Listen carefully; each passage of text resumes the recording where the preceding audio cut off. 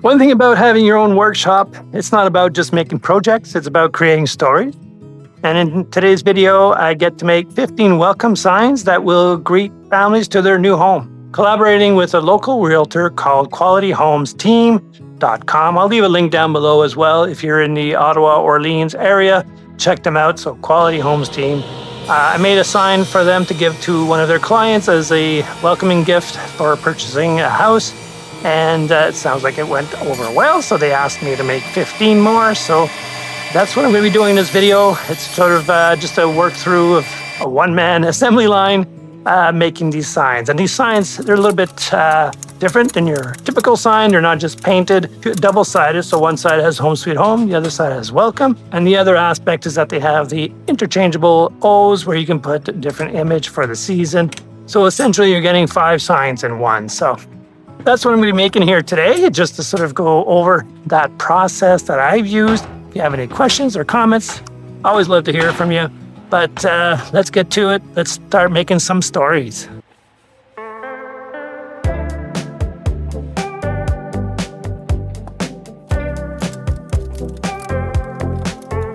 So as you can see, while I was talking, I already started cutting down the wood to make the actual sign structure, which is the backing and the frame. I needed to use the dado blade, and I realized that I threw out my previous insert when I cleaned out the shop. I guess I had a bin of different jigs, and one of them was the insert for the rigid R4520 table saw that I use. So I'm just making a quick insert here, nothing fancy, as long as I can get the dado blade to work.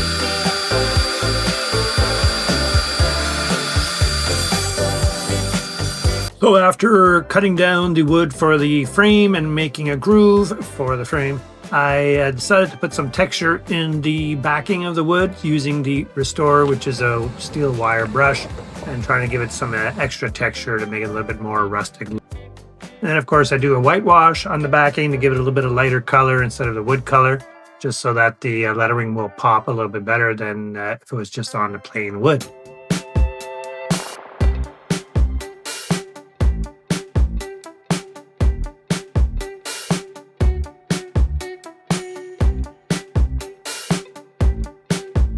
So here we have all the backing all prepped, ready to go, and along with all of the frame that's also, like I said, cut and now stained. I didn't go over the staining part. Obviously, it's a simple process of staining. So those are all the pieces just waiting to be put together at some point, and that's what I'm doing here right now.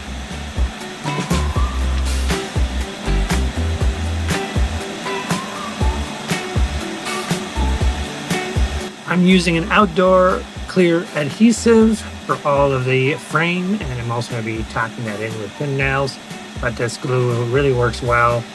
It's very flexible. It's almost like a silicone flexible caulking / glue, and I find it really works well. So I'll leave a link down below so you have access to that if you're interested.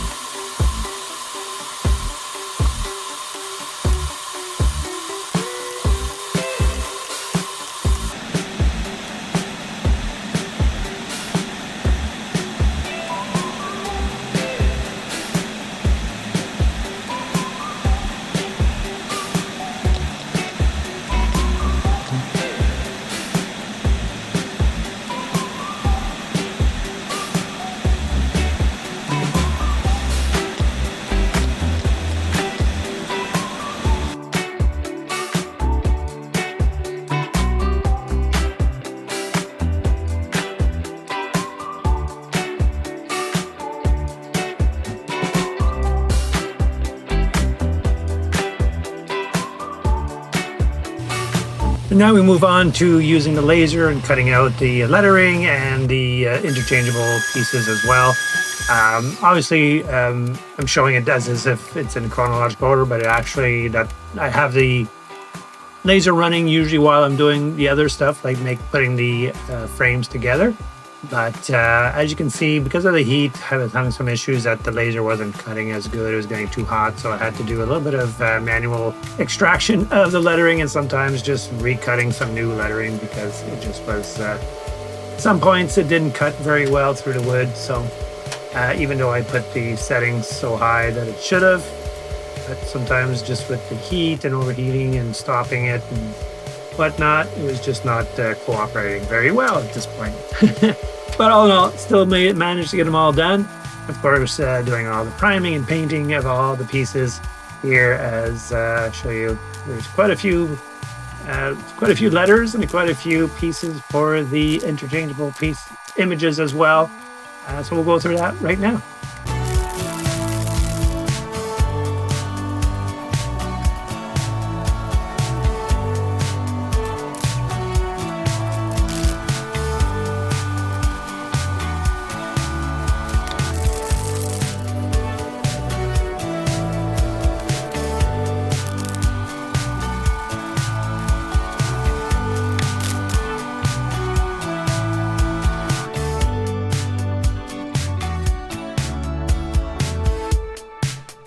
And once all the paint is dry, I get to start assembling them all and be able to start gluing them together and putting all the magnets so you can swap them out.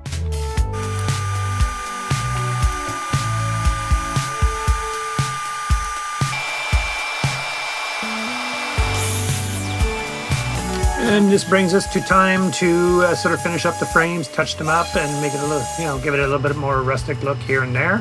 I also add a little bit of stain into the engraving of the logos, just so that it makes them pop a little bit more, as well as restaining the areas that I have to sand off to, one, sort of smoothen it off, but also to it does give it a little bit more of a rustic finish to it.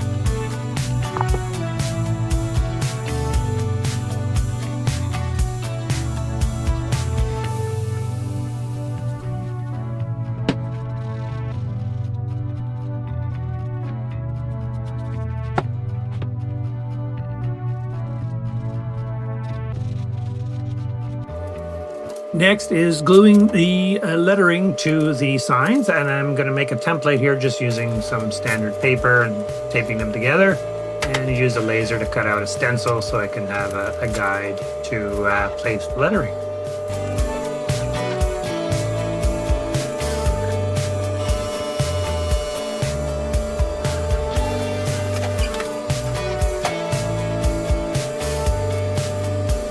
And seeing that the sign has two sides, I have to make two stencils. And of course, my laser is not long enough to make a full stencil the length of the sign, so I had to modify it a little bit. As long as I can figure out the placement of the lettering, that's all that counts. So I was able to cut off the top and bottom ones and figure out the center of it as well, or the placement on the sign.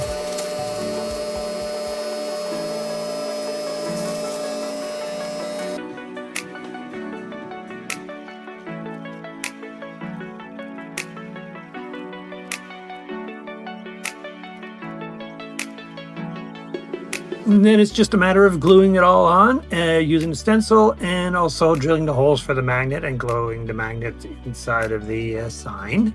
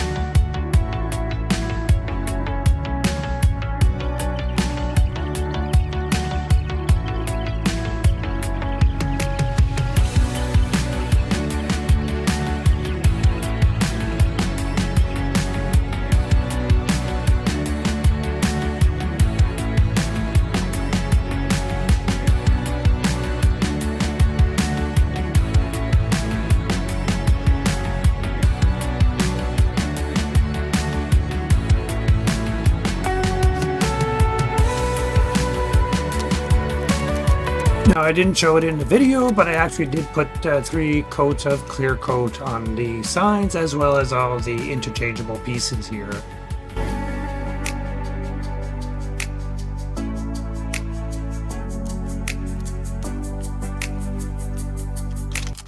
And this brings us to the end of packaging all of the interchangeable emblems or images for the sign, adding my card in there as well.